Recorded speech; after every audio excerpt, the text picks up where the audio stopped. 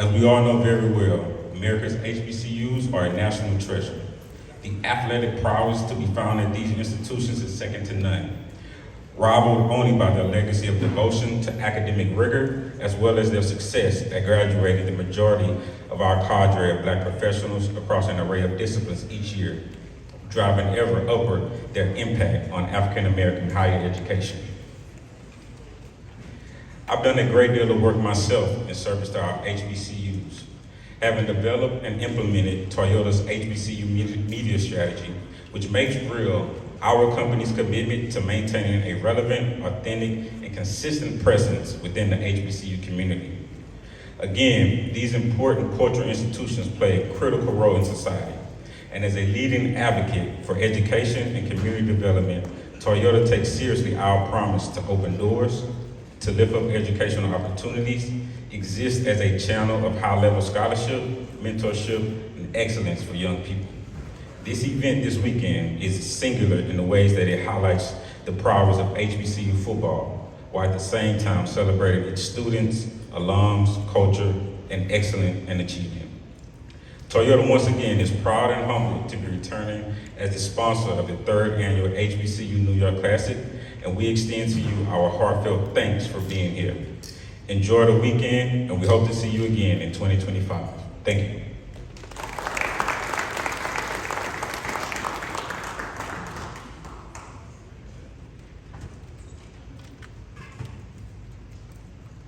So at this time, I'd like to introduce the coaches from the two universities, colleges that are involved in the game. Coach Larry Scott from Howard University and Coach Terrence Mathis from Morehouse College. Our interviewing host for today, Aisha McKenzie and Josiah Darnell. Enjoy the conversation and be prepared for interesting conversation and questions. Thank you so much. Hello, hello, can you guys hear me? Good afternoon, everybody. What a beautiful day it is to be out here for the big game tomorrow. Are you guys excited? Okay, I thought so. So, welcome. No, yeah, you didn't like that either, right? Yeah, we're not gonna let that one slide. We said, are you all excited for an HBCU NY Classic that's going to Okay. That was better. So we're really excited to be out here for Media Day for the big game tomorrow at MetLife. We're here with the coaches. We're going to have 3 panels today, and it's all about football, culture, and conversation. And it's important for us to speak candidly and just really talk about how important this game is tomorrow and also surrounding it. So again, we're going to talk to the coaches. Can't wait for that conversation coming up in a bit. But we're also going to have players from Morehouse and Howard come up here as well. Now, for those who are in the press, who are out there, you will have a chance to ask questions while they're on the panel after each one for Q&A. So be sure to get your questions ready, and you'll have time to do one-on-ones afterwards. So let's get started.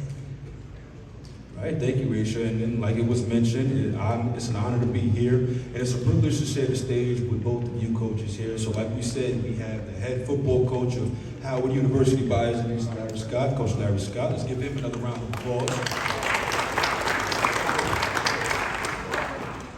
Again, we also have the head coach of Morehouse College, Maroon Tigers here, Mr. Terrence Mathis. Give him a round of applause. And so for the first question, as we get ready to dive right into this, it'll be for both of you coaches. So the first thing that we want to do is say that many say this game is beyond a rivalry, and as one brother so eloquently put, that it's about bringing the brand beyond the South and getting more exposure to HBCU culture and HBCU football as a whole. So can you just speak to the significance of that, Coach Mathis? Coach Scott, we'll start with you. Oh yeah, I think at the end of the day, it makes it bigger than just football. Right? It's about excellence across the scope. And when you talk about the grand scheme of things, it's about Black excellence. Right? It's about these 2 brands being brought to New York City to play in this beautiful NFL venue, and have it be on this stage is, the kind of like the epitome, the top of the pyramid for what we talk about when we talk about the scope of doing things at an excellent and a high level and to have Howard University, the #1 HBCU rated by Forbes this week, and throw that in there. I like that first Jack. And Morehouse University here is Morehouse College, excuse me, it's a heck of an opportunity. All right, and Coach Matthews, same thing for you. Well, yeah, that question has been presented to me quite a few times this week, and I truly think these are the two top brands in HBCU realm, in the country, if not in the world. And you bring it's almost like it's the North and the South. So on the North end, you have Howard University, and then on the South end, you have Morehouse College, and now we're bridging that gap together to do something that's very special in New York City. I think it's important for the country to see. It's important for young black men to see, just for the culture to see, that these are two universities that have high academic standards, but also they have high athletic standards also. And of course, we talk about it being about black excellence as a whole, but of course, a lot of competition when it comes to these games. So back in 2022, at the first installment of the HBCU New York Classic, Howard beat Morehouse 31-0. And now you guys are back at it face-to-face once again. So Coach Scott, this question is for you. What's the expectation for your team as you prepare for another Classic? It's for us to get better each and every week. We talk about the process and the season being a long one with, 12 games. And you play 12 and hopes to get to 13, which for us is the absolute standard that we're starting to do things by. And that standard of excellence goes all the way back to January when we start, right? So it's January, it's February, it's March, it's April, it's May, it's June, it's the summer months. And then you get into the season. We have a 4-quarter program that we do everything by. And the excellence stretches across just bigger than football, right? It's the emotional state of these young men, the academic state, who they are, and the men that they're becoming. So we talk about competitive excellence and winning across the board. And on a week-by-week basis, the only way that you can do that is to be process-driven. And through our process, it's just to get better in each and every one of those phases on a weekly basis. Can we do it better? Can Tuesday be better than the previous Tuesday?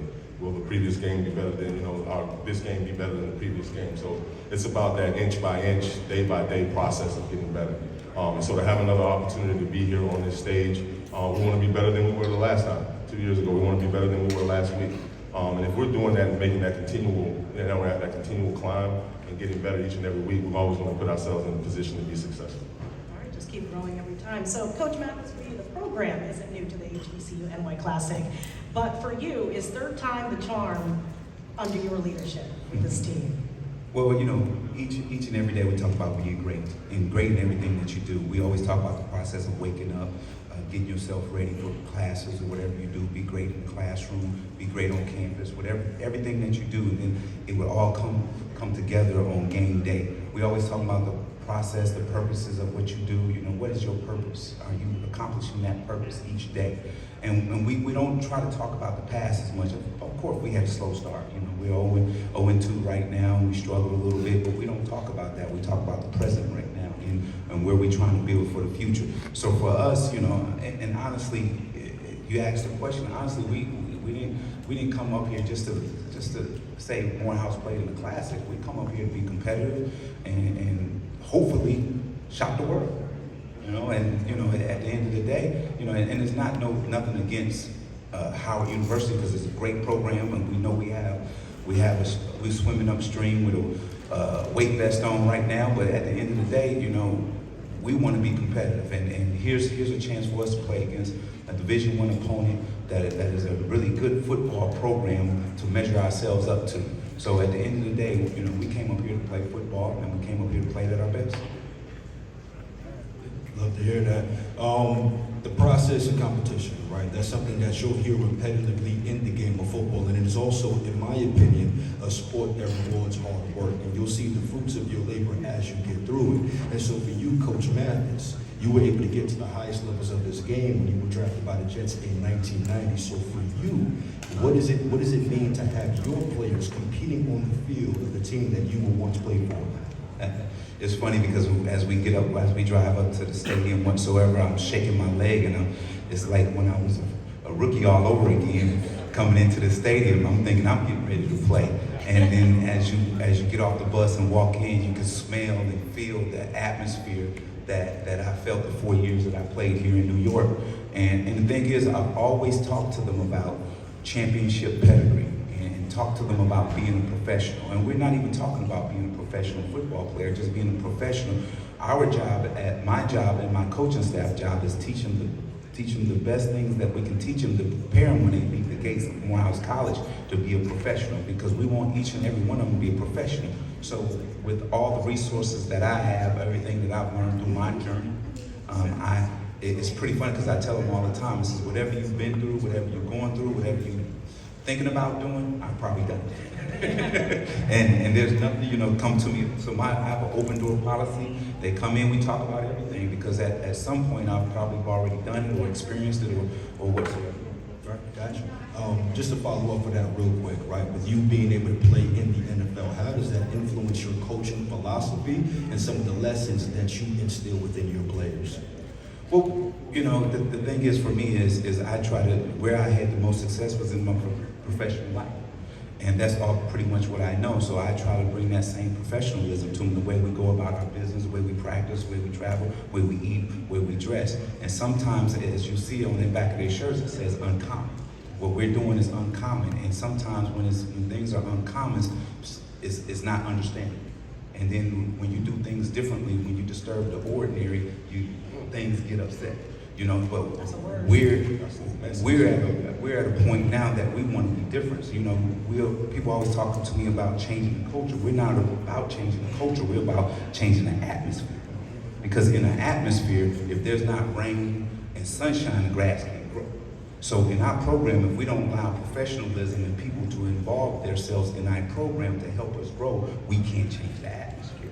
Culture is a culture that sits there, and this is what we are, this is what we do, and there's no change. There's more people that come in and people that go out, but in the atmosphere, you pick flowers and then more grows, and that's who we are as a program. Beautifully said. I can only imagine the pep talks you give in the locker room. I love that. I love that. So, Coach Scott, next question is for you. You know what it takes to win, right? So, you have been the head football coach at Howard now since 2020. And that short time, you have led the Bison to a second Mid-Eastern Athletic Conference and to the Cricket Bowl. And the first time winning since 1993, I believe, if I read that correctly. And the Bison, according to the MEAC poll, are predicted to win second in the conference this season. So with hearing all that, knowing what you have done for your team, how does that poll and last year's win drive you as head coach for tomorrow's big game and just throughout the entire season for your team? Honestly, absolutely nothing. To Coach's point, right, it's about the past. And our business is what have you done for me lately? And at the end of the day, last year's team was last year's team. This year's team takes on a new whole life of itself. And it started back in January in the spring ball. And you sit down and you take a look at the program top to bottom, whether that's staff, whether that's the way that we eat, the way that we train, the things that we wear, how we do everything. Because how you do one thing is how you do everything. And at the end of the day, if you don't take a long, hard look at where you really are and reflect, you don't grow. To Coach's point, I think it's about continuous growth. And so last year's team was last year's team, and that's some of the things we've been talking about with our guys right now, because at the end of the day, that team was a championship team. That team played in the Cricket Celebration Bowl. What is this team all about? What is this team going to do? And so we do that on so many different, in so many different areas too, right? Last year we had 43, guys make the academic, conference team. And so in that, that was one of the things that we were most proud of too as well. And at Howard, it's about multiple things being true at the same time, right? We can be excellent in the classroom and across the scope of what we're doing in our Howard community, but we also can be excellent on the football field. And those two things reign synonymous together. And as you do those things, it becomes part of your DNA, right? That's who you are. You are a winner. And in everything that you have a chance to touch and compete in, you do it to the very best of your ability, day in and day out. So this team right now is in the middle of kind of finding out who we are. We played well in spurts, we played well at times, and there's times where we haven't. And those things start in practice, and it starts in our mental and everyday approach towards what we do. And that's in the classroom. If we ask you to weigh, make sure you weigh. If you're supposed to eat and hydrate, make sure you're eating, make sure you're hydrated. If you're supposed to be in treatment at a certain time, be in treatment at a certain time, at that time. If you're supposed to be in meetings dressed the right way, be there, dressed the right way, with notes out, ready to get better each and every time. So it's like that continuous, day-by-day approach towards getting better. And this team is in the middle of finding that out. And it's going to be fun to watch to see the growth from last week to this week. And so that's the part of it. We leave the past in the past. This team has got to look in the mirror and reflect each week on who we want to be this year and get better. Keep our eyes on the future for that. Thank you, Coach Scott. Absolutely. So, Coach Scott, we're going to stay with you. Success and excellence, right?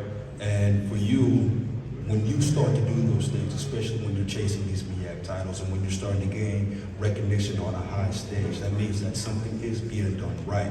And despite the players leaving, you still have a good group of players that are returning, even though this is a different team. So with them returning and the success and the process being done right, you start to get noticed, and for your players, 5 of them are being noticed, and they are on the watch list of the 2024 Black College Football Player of the Year. So for you, what does it mean for you to have so many players listed on something significant as that? It's all great, right? At the end of the day, you want these young men to have success. That's what it's all about, success in all areas of their life that they choose to compete in. They choose to want to be competitive in. And so to have guys be recognized is amazing. That's why, that's a part of why you do it, but it's a team first concept, right? Together, everybody achieves more. And the reason why they're having those individual accolades is because the team, the program, the organization is doing well. I got to tip my hat to our coaches, our assistant coaches that do a phenomenal job of development. What we talk about at Howard is we don't have the huge NIL budgets, and we don't have the fancy buildings and all of those things, but I know if you take a 25-pound bumper plate, you press it 25 times, it's going to do the same thing that the 25-pound bumper plate does for you at the University of Alabama, right? The ham sandwich is a ham sandwich, a glass of milk is a glass of milk, period, in the story. So the commitment that our coaches pour into these young men on a daily basis, their approach, their mindset is we have a development mindset. We're going to out-develop all of our competitors on a daily basis. Is it hard to do? Hell yeah, it's hard to do. But these young men deserve that. They deserve us being the men that we are every day and pouring into them the best way that we can. So at the end of the day, we're doing that, and that starts with coaches. That starts with the adults. I always say, kids and young men are not going to be the ones that confuse and mess up winning. It's the adult people that are charged with doing that around them. The support systems, all of the things that you have a job to do to help these young people be successful. Because if it's not for them, none of us have jobs. None of us do what we get a chance to do and are blessed to do on a daily basis. So it's about them. It's about our coaches. It's about the people. It's about our administration, our AD and his staff, and those people that are around to support these young people be successful. So at the end of the day, that's what it is. And with that, starting at the root of being adults, these accolades come to these young people who buy into what we do and what we serve them every day to get better. So they're deserving of it, but it starts with a team-first approach, and it starts with the people that are charged to make sure we put them in position to have that success on a daily basis. Very well said. Thank you, Coach. And Coach Mathis, as we get towards the end here, what a privilege it is for your team to learn under somebody who is made it to the top, like you said, but also someone who's an encourager. I knew that about you in the 5 seconds that I met you over there. When they announced that you were becoming head coach for Morehouse, the athletic director is quoted saying this is a season of change and enhancement for your team and for Morehouse football. So my 2 questions for you is, what change are you looking to see and you're hoping that people see in your team this season? And also, is there a chance that Morehouse is stepping up to you? I slipped that in there. Snuck that one in real quick. Well, I think the change is this: is that these young men, they play for each other. They'll run through fire for each other. They won't quit no matter what the score is in the game, and they truly love each other. And we talk about loving each other and trusting each other whatsoever. And piggyback with what Coach said, the support that you get around you helps to cultivate that atmosphere to make it successful from the AD office all the way down, even through your coaching staff whatsoever. Everyone has to speak the same language, ride in the same lane at the same speed at the same time for this thing to be successful. If anyone gets outside of that lane, then we always talk about being one body.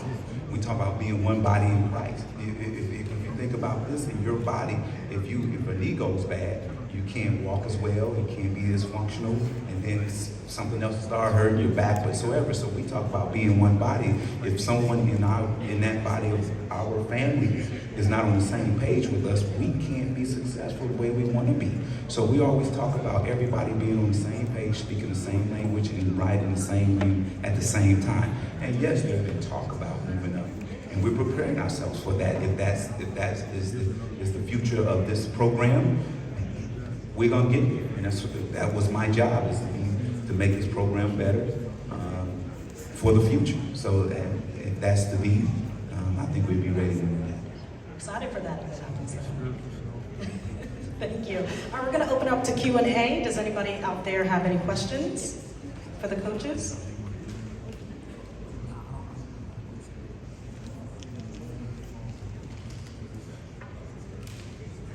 How you doing, coaches? Hey. All right. HBCUs definitely have a long history of producing NFL talent, right? Yet, you know, over the last couple of years, because of money, like you said, NIL dollars and things of that nature, you know, it's still hard for our guys to make it to that next level and things of that nature. Being here at Giant Stadium, in front, you know, it's New York, you know, the media capital of the world, right? What does it mean to have your program showcased on this type of stage? And yeah, I'll end it right there. Yeah, I think we have to dismiss this idea that you can't be what you want to be because you go to an HBCU and play football or be in athletics at all. I mean, a lot of that is predicated on how we speak things, right? We speak life into things that you want to speak life into. When I first got to Howard, I walked in the room and I said, there's going to be a day where we're scouts at practice, there's people around here, we're winning championships and we're producing pros. And when I say pros, just because you go to the NFL is not the only pro that you can be, right? You can be a pro in the classroom, you can be a pro in the courtroom, you can be a pro in the surgery room. So at the end of the day, you can do anything that you set your mind to do and be a pro. But at the end of the day, you look at what we've been able to accomplish. We have guys on NFL rosters right now. It may not be the drafted or on Sunday, but the way that most people predicate you get in there. As long as you get there, because it's about the opportunity. The blessing is in the opportunity. It's not just the moment. And so when you have a chance to get there and get that platform to show who you are, then you have to do that. And we have two young men, one just signed again this week, that are on NFL rosters right now. So those things are happening and can happen and will continue to happen, especially at Howard, because that is the mission and the absolute goal. On this end, we try to expose them to professional atmospheres. We went up to the Falcons training camp this summer. We're going to have an opportunity to do a little walkthrough at the Jets facility a little bit later today. So we try to expose them to things that can be. And I'm all about vision. You know, everyone can see, but everybody don't have vision. You know, vision yourself being successful, vision yourself being in places. And yeah, there's a process to getting there, but you have to visualize it first and then start making those steps to get there. You just say, well, maybe, or probably, you cut yourself short, you know. Speak it, speak life. We always talk about speaking life into each other. We always say, let's speak life into each other where we can all be successful. And I truly think, you know, playing for a long time, we have some guys on this roster that I think can play on Sunday.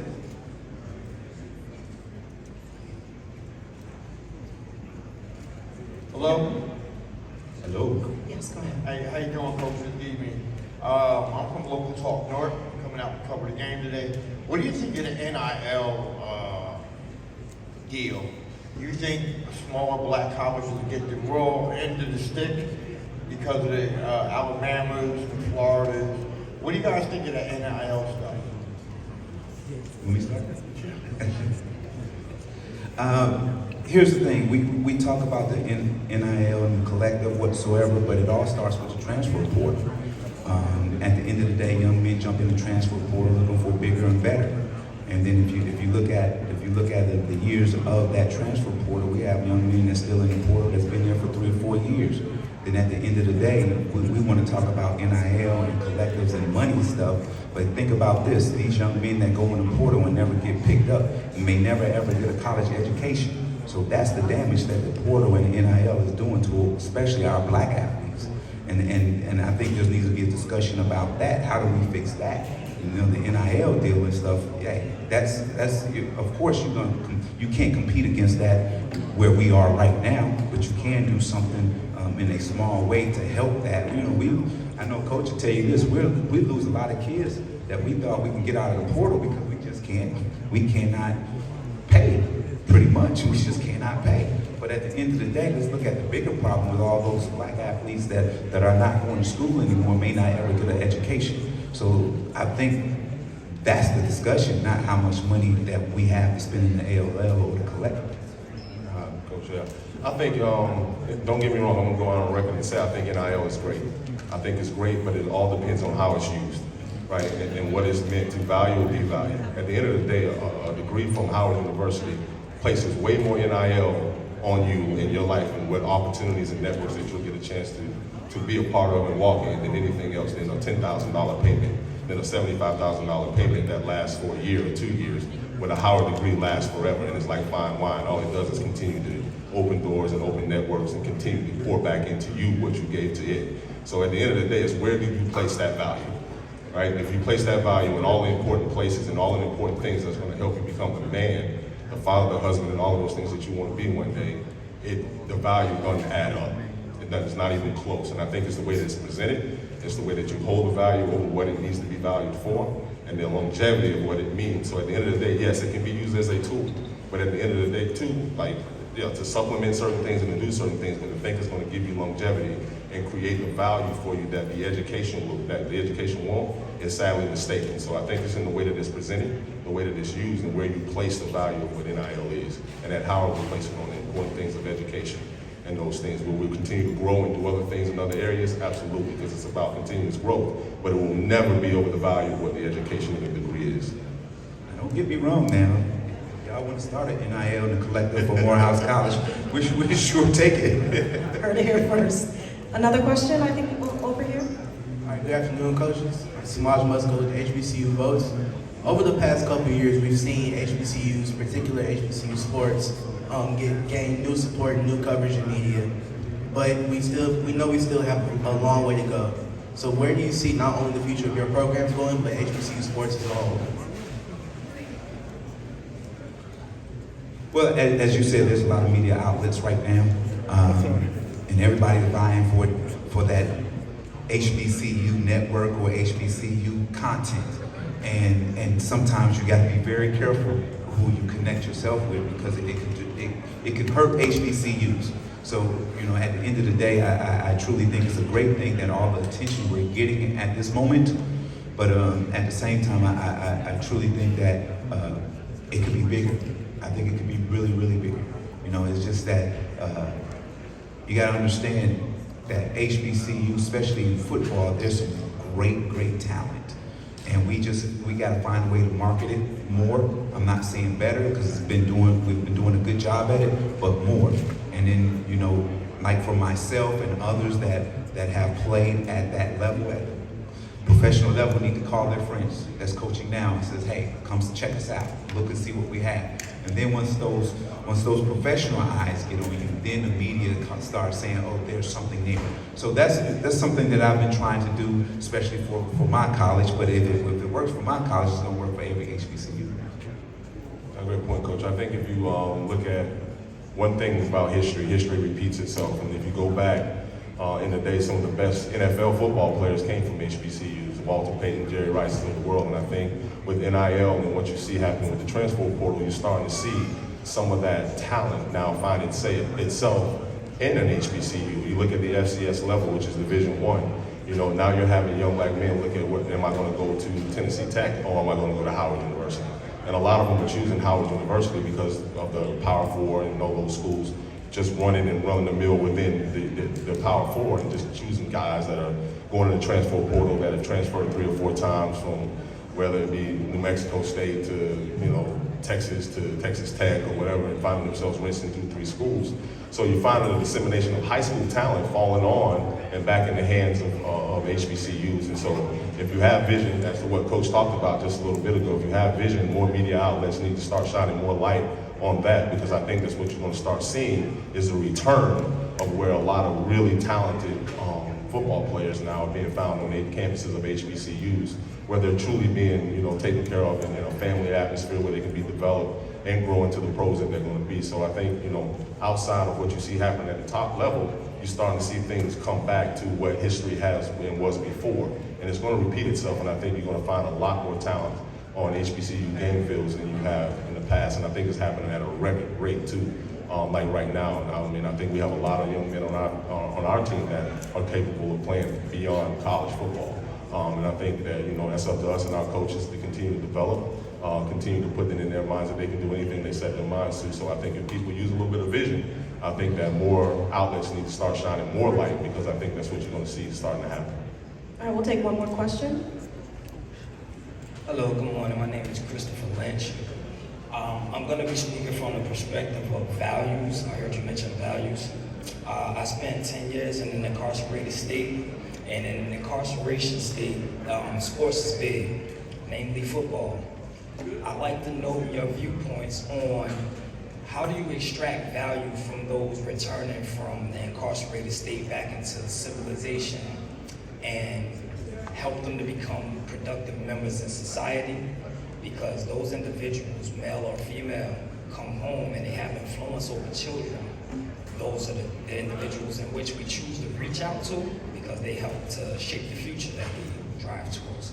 So, in speaking of value, how do we help highlight what an individual's value is and turn them away from crime and to become a productive member in society, and to get the country to look at the narrative from a different lens, because everyone that comes home isn't always stuck in that same pattern, and that they have things that contribute to build on to the positivity that we have in our country and that we gear towards going to. My man, I think that was well put. I think you asked the question and answered it in the same way. But at the end of the day, right, again, it's value. Where do you place value? And I think if you place value on human life, period, at the end of the day, you'll find a way to get the best out of every person. Not everyone's going to be perfect. Not everyone gets to where they get to on the same path, right? Different people take different paths. And different adversities that they face come their way to build. And people understand that sometimes adversity is put in your life to build you. We talk about that as a team too, and be able to face adversity head on and be willing to grow from it and take what you need to take from that, whatever path that you were led on, and take the good pieces of it, right? Take all the stuff, put it in a blender, blend out the bad stuff, and keep the good stuff and keep moving. And then that good stuff will shine and come out of you when you're around other people. And good people see the value in who you are and what you bring, and they'll make that value and place that value where it needs to be. So at the end of the day, too, it's just like in life. Everybody deserves opportunities to be the best version of themselves that they can be, even though they make mistakes. And as long as they're learning from those mistakes and growing through those mistakes, I think that everybody will see that and help you be and do all the things that you want to do. So that's where you place value, is just in human life. Well said, Coach. And like you said, you got to surround yourself with people that's going to uplift you, that's going to tell you, hey, when you're right, when you're wrong, and push you in the right direction. That question you answer me hits home. A lot of people don't know my background as much as they think they know, but I understand. It all comes with when you come out of the system, it's about love and support and organization and all those things. At the end of the day, you can't feel like everyone's against you and everyone's looking down upon you because you've been somewhere. The only difference between you and the rest of us in here is it happened to you. It could have happened to any one of us. And so, you can't never look down upon someone that has been through something. You got to lift them up. And I think, just stay positive, surround yourself with good people. Amen. And I'm going to say this to you. Prayer works. Prayer works. Prayer works. It's a beautiful way to end this portion. We just want to say thank you to Coach Scott, Coach Mathis for a great conversation, and we're all looking forward to tomorrow. Thank you. Let's give them another round of applause, please.